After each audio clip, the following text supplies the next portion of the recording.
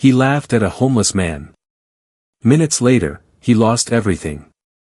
Officer James Parker had it all: respect, power, and a badge. But when he mocked a homeless man for being a few cents short on coffee, karma struck fast. That nobody turned out to be someone powerful. Now, stripped of his badge, James faces a lesson he never saw coming. Will he rise or fall? Hi everyone, welcome to Life Diaries, incredible stories where kindness always comes full circle. Let's get started. The Officer James Parker had everything: a respected position, a steady career, and the authority that came with his badge. He prided himself on keeping order in the city, but beneath his disciplined exterior was a man who had lost sight of compassion. To him, rules were rules, and people who couldn't keep up with society's expectations didn't deserve sympathy. That's why, on a cold morning in downtown New York, when he saw a homeless man struggling to pay for a cup of coffee, he didn't feel pity. He felt amusement. James stood in line at his usual coffee shop, impatiently waiting for his turn. In front of him, an old homeless man, clad in tattered layers, counted a handful of coins, his fingers shaking from the cold. The barista's voice was polite but firm. "Sir, you're short by 15 cents. The man hesitated, looking down at his coins as if hoping a few more would magically appear. James chuckled under his breath. "Come on, buddy," he said loud enough for the whole cafe to hear. "If you can't even afford a cup of coffee, maybe it's time to rethink your life choices." The homeless man, Ethan Carter, said nothing. His face remained impassive, but there was something in his eyes, something sharp, something aware. Another customer, a businessman in a well-tailored suit, stepped forward and handed the barista $1. "Here. Get him the coffee."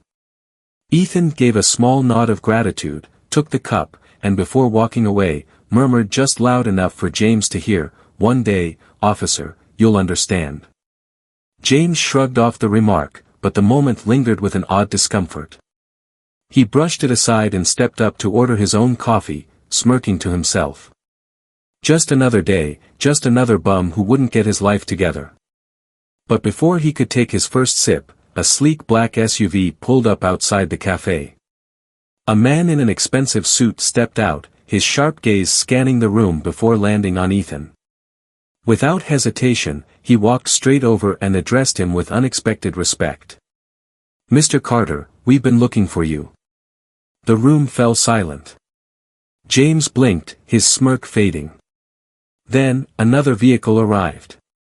This time, it was a police cruiser, and from it emerged a commanding officer, his expression unreadable. He walked up to James and, in front of the entire cafe, held out his hand. "Officer Parker, hand over your badge." James laughed, thinking it was some kind of joke. "What? For what?" The officer's voice was steady but final. "For conduct unbecoming of an officer. Effective immediately, you're relieved of duty." James felt the room spin. The stares, the whispers, the weight of what had just happened, it all came crashing down on him. He turned back to the homeless man he had mocked just minutes before. Ethan Carter, as it turned out, wasn't just some down-on-his-luck drifter. He was a decorated war veteran, the former head of a major philanthropic organization, and, most importantly, the brother of the city's mayor. James had spent years enforcing the law, believing himself to be untouchable. But now, stripped of his badge and reputation, he was the one left standing with nothing. And for the first time in his life, he had to face a truth he had never considered: without power, without status, who was he really? James Parker never thought his career would end in a matter of minutes. One moment, he was a respected officer with years on the force, laughing at a homeless man who couldn't afford a cup of coffee. The next, he was standing in the middle of a coffee shop, stripped of his badge, his authority, and his dignity. The weight of the moment pressed down on him, but his pride refused to let him believe this was real. His mind scrambled for an explanation, some misunderstanding, something that would allow him to walk away from this with his head high. But the truth was undeniable: he had been dismissed on the spot, and everyone in that cafe had witnessed it. The murmurs of customers filled the space around him. He could feel their eyes on him, the shift in their judgment. Just moments ago, they had seen him as an officer of the law, someone to be respected. Now, he was nothing more than a disgraced man, standing in the same position as the person he had mocked. He turned back toward Ethan Carter, the homeless man he had laughed at, now standing with a composed, almost knowing look. Ethan hadn't reacted with anger. He hadn't gloated. That, more than anything, unsettled James. Humiliation burned through him, but so did confusion. How had this happened so quickly? He had arrested criminals, dealt with troublemakers, kept the streets in order. Yet in the span of minutes, a simple remark, a moment of careless cruelty, had unraveled everything he had worked for. His instinct was to fight back. There had to be a way to fix this. He opened his mouth to argue, but the commanding officer in front of him shook his head. "Don't make this harder than it already is. Hand over your badge and weapon." James hesitated, gripping the badge as if it were the last thing tethering him to his identity. He had always thought of himself as untouchable. He was the one who enforced the rules, not the one who suffered their consequences. But now, standing there with nothing but the weight of his own actions, he realized how powerless he truly was. Slowly, he pulled his badge from his uniform and placed it in the officer's outstretched hand. The metal felt heavier than ever. Without a word, the officer turned and walked out, leaving James standing in the middle of the cafe, lost. His coffee sat untouched on the counter, the steam curling into the air, mocking him with its normalcy. The world outside the cafe kept moving, people walked down the streets, cars honked in the distance, the city buzzed with life. But for James, everything had stopped. His career was over. His reputation was shattered. And worst of all, he had no idea what to do next. Ethan took a slow sip of his coffee, watching James carefully. "It's funny," he said after a moment. "You think you're above someone, but life has a way of humbling you when you least expect it." His voice wasn't cruel. It wasn't triumphant. It was simply honest. James clenched his jaw, swallowing the anger rising in his throat. He wanted to lash out, to defend himself, to say this was unfair. But deep down, he knew the truth. He had brought this on himself. And for the first time in his life, he was forced to ask himself a question he had never considered: without his badge, without his title, who was he? And more importantly, what kind of man had he become? James left the coffee shop with his head spinning, the weight of his sudden downfall pressing down on his chest like a cinder block. The crisp morning air bit at his skin, but it was nothing compared to the cold reality settling into his bones. He had spent years carrying a badge, believing it made him untouchable. Now, stripped of it, he felt exposed in a way he never had before. The stares from the people inside the cafe clung to him, silent accusations burning into his back as he walked away. He had always believed respect was something you earned through authority. But respect wasn't what he saw in their eyes. It was judgment. And worse, disappointment. His feet moved on instinct, taking him toward the police station, but halfway there, he realized there was no point. He wasn't a cop anymore. He had no precinct to walk into, no partner to check in with, no daily briefings to attend. His life had been built around that uniform, and now, without it, he had nowhere to go. The thought sent a wave of panic through him, something foreign and unfamiliar. He had been in control for so long, always the one calling the shots. Now, the ground beneath him felt unsteady, like he was balancing on the edge of a cliff with nowhere to land. By the time he reached his apartment, a small one-bedroom in a rundown building on the west side of the city, his hands were shaking. He told himself it was just the cold, but deep down, he knew better.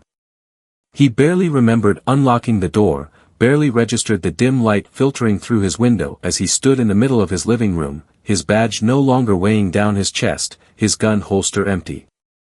The silence was deafening. He had always imagined retirement one day, maybe years down the line, after a long, respectable career, with a pension and a legacy to leave behind. Not like this. Not as a man who had been laughed out of his own profession. He turned on the television, desperate for noise, for something to distract him from the storm inside his head. But the moment the screen flickered to life, he wished he hadn't. His name was already in the headlines. Officer relieved of duty after public incident. The video of him mocking Ethan Carter was already circulating, people dissecting every word, every smirk, every second of the moment he had thought was nothing more than a passing amusement. The public was merciless. Comments scrolled across the screen, some angry, some gloating, some saying he had gotten what he deserved. And maybe he had. But that didn't make it any easier to stomach. He shut off the TV and sat in the dark, his mind racing. He thought about calling someone, an old friend from the force, maybe his former captain, anyone who might tell him there was a way back from this. But he knew what they would say.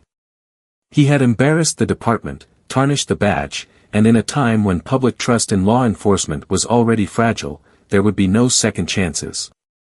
He was done. And the worst part was, he wasn't even sure who to blame. Himself? The cameras? The people who had judged him so quickly?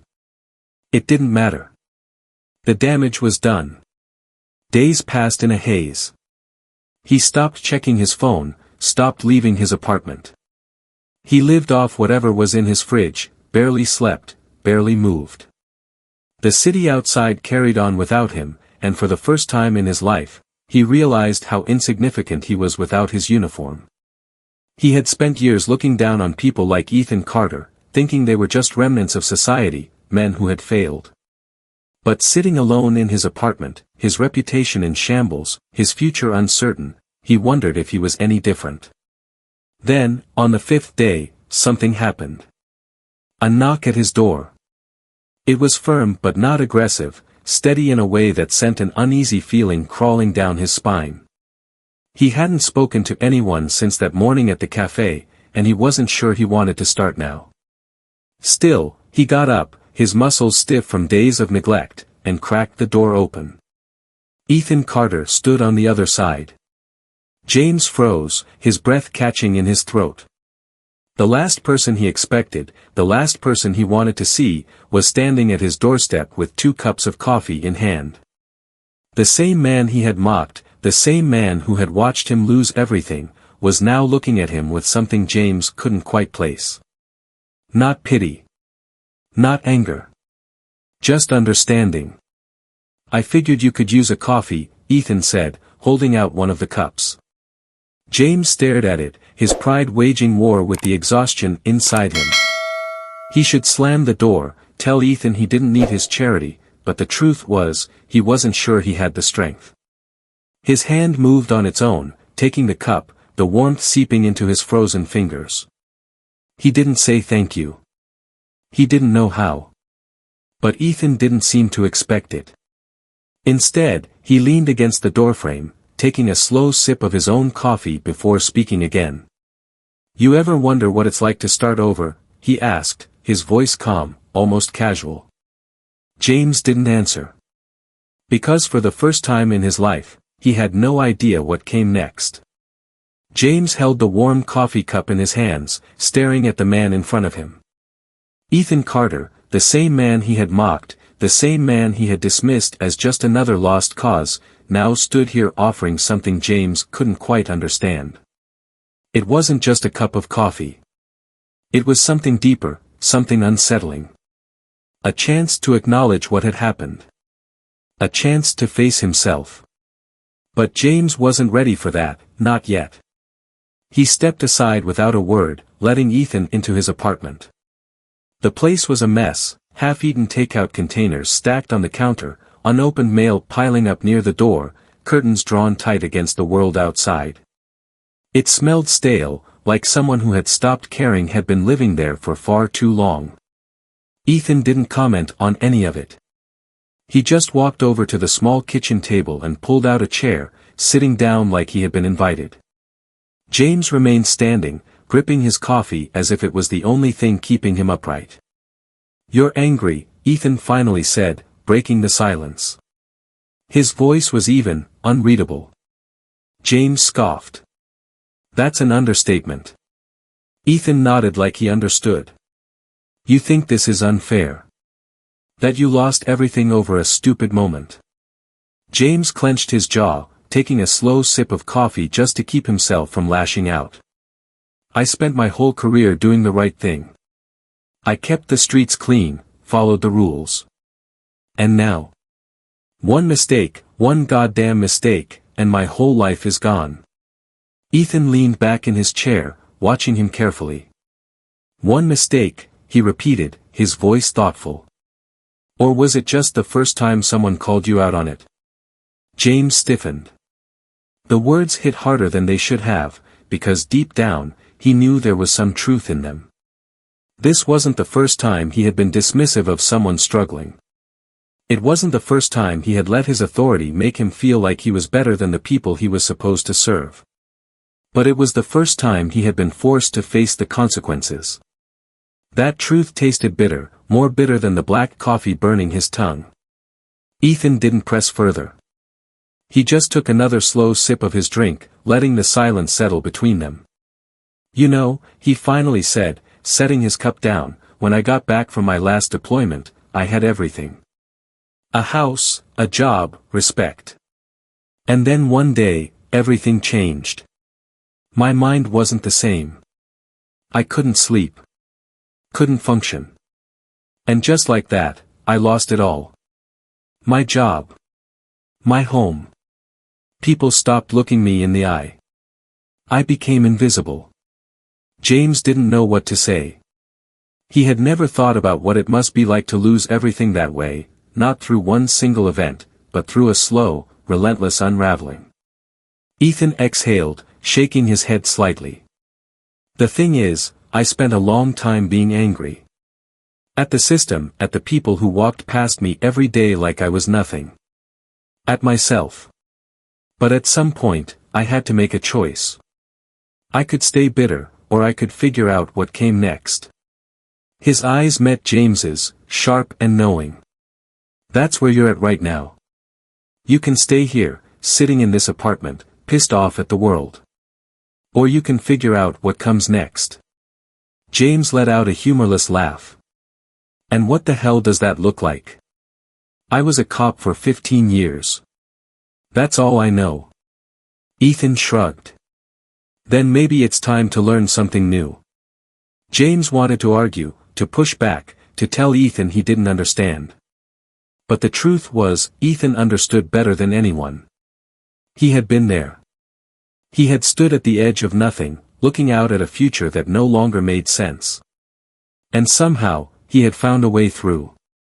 For the first time in days, James felt something other than anger. It wasn't quite hope, but it was close. A flicker of something small, something unsteady. He didn't know if he could rebuild his life. He didn't know if he even deserved to. But as he sat down across from Ethan, coffee still warm in his hands, he realized he had a choice to make. And for the first time, he wasn't entirely sure which path he would take. James didn't know why he kept meeting Ethan after that first conversation. Maybe it was because he had nothing left to lose. Maybe it was because, despite everything, Ethan didn't treat him like the world did now, like a disgrace, a failure, an outcast. Ethan spoke to him like he was still a man worth talking to, and James wasn't sure if that made him feel better or worse. Either way, when Ethan told him to meet him at a local shelter a few days later, James found himself showing up, even though every part of him told him he shouldn't. The place was nothing like he had imagined. It wasn't just a cramped building filled with rows of cots and hollow-eyed people looking for handouts. It was clean, well-organized, filled with volunteers who moved with quiet efficiency, handing out meals, sorting donations, helping people with paperwork. There was a kitchen in the back where a group of women prepared trays of food, the scent of chili and cornbread filling the air. In another corner, a few men sat at a folding table going over job applications, nodding along as a counselor helped them rewrite their resumes. It wasn't just a shelter, it was a second chance for people who had nowhere else to go. James had spent years looking at people like this as problems to be managed. Now, standing here, he saw something different. He saw people trying. Ethan handed him a pair of gloves and a ladle without ceremony. "You're on serving duty."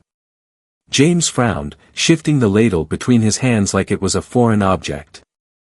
"You expect me to?" Ethan cut him off with a sharp look. "Yeah. I do." There was no room for argument, so James stepped behind the counter, ignoring the way his stomach twisted. The line moved slowly. Men and women filed through, some older, some young, some barely more than kids. They thanked him as he spooned steaming chili into their bowls, their voices quiet but sincere. He nodded, unsure of what to say. Then a man in a tattered army jacket stepped forward, his hands rough and scarred, his boots worn through at the soles. He looked James in the eye, and for the first time in his life, James recognized what was there: pride. Not brokenness. Not shame. Just a man who had seen too much and was still standing. James swallowed the lump in his throat as he handed him a bowl. By the time the line slowed, James felt like he had been standing there for hours, but for the first time in days, the weight in his chest didn't feel quite as suffocating. He watched as people ate, their postures relaxing, their conversations quiet but full of something he hadn't expected: laughter.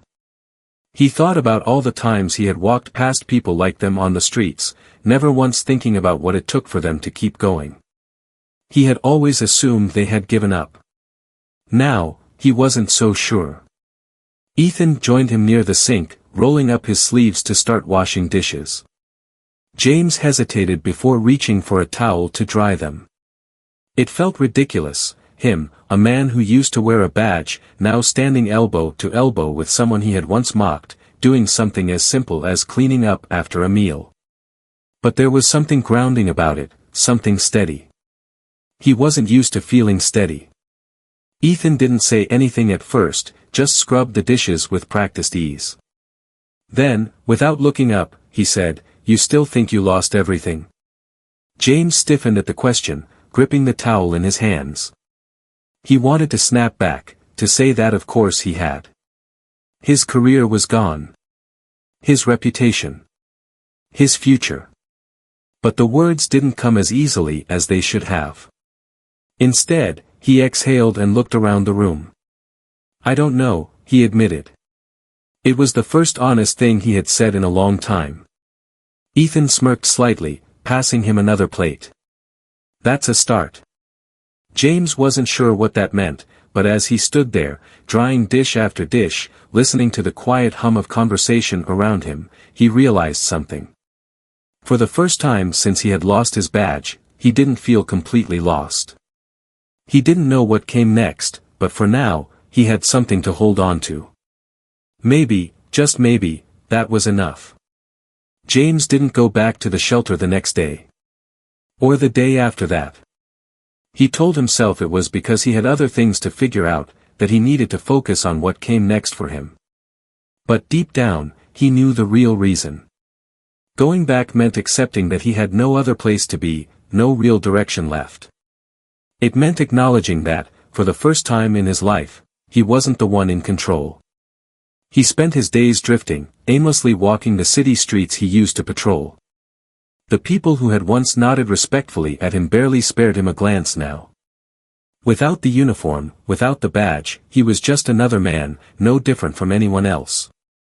It should have made him angry, but all he felt was hollow. He passed a group of officers standing outside a precinct, laughing over coffee, the same way he used to. He waited for the familiar feeling of belonging to hit him, the sense of pride that came with wearing the uniform. But it didn't. Instead, he felt like an outsider looking in on a life that no longer belonged to him. By the end of the week, he found himself back at the shelter, standing outside, hands shoved into his pockets. He told himself he was just passing by, that he wasn't actually planning on going in. But then Ethan stepped out onto the sidewalk, spotted him, and smirked. "Took you long enough," he said, like he had been expecting him all along. James sighed, running a hand over his face. I don't even know why I'm here, he admitted. Ethan shrugged. Maybe you're starting to figure out that this is where you're supposed to be. James didn't respond, but he followed Ethan inside. The air smelled like fresh bread and something warm simmering on the stove. It was late, most of the day's work already done, but a few volunteers were still cleaning up. Ethan grabbed a chair and motioned for James to sit across from him. You ever think about what's next? Ethan asked after a long moment. James let out a bitter laugh. Every damn day. I just don't have an answer. Ethan leaned forward, resting his arms on the table. You don't have to know yet. But you can't keep running from it either. James exhaled sharply, frustrated. And what if there is no next? What if this is it? Ethan studied him for a moment, then shook his head. That's the thing, James. Life doesn't stop just because you lost something. It just forces you to find a new way forward. James wanted to argue, wanted to tell Ethan that it wasn't that simple. But then he thought about the man sitting in front of him, about how Ethan had lost everything and still found a way to keep going. He thought about the people at the shelter, the ones who had been dealt a worse hand than he ever had, yet still showed up, still tried. And for the first time, James wondered if he had spent his whole life looking at struggle the wrong way. Maybe losing his badge hadn't been the end of his life. Maybe it had just been the end of who he thought he was supposed to be. Ethan pulled something out of his jacket and slid it across the table. A small pin, nothing fancy, just a silver emblem in the shape of a shield. What's this? James asked, picking it up. Ethan smiled. Something new to carry. James turned the pin over in his hands. It wasn't a badge. It wasn't authority. But it was something. A symbol of the choice he had to make. For the first time in a long time, James didn't feel lost. He didn't have all the answers, but maybe he didn't need them yet. Maybe, for now, just showing up was enough. He looked up at Ethan, nodded, and closed his fingers around the pin. It wasn't a badge. But maybe, just maybe, it was something better. James Parker was a respected cop who believed power and authority defined a man. But when he mocked a homeless veteran, Ethan Carter, for being short on coffee money, karma struck fast. Minutes later, James lost his badge, his reputation, and the life he had built. Forced to face the reality of who he was without his uniform, James spiraled into isolation, believing his story had come to an end.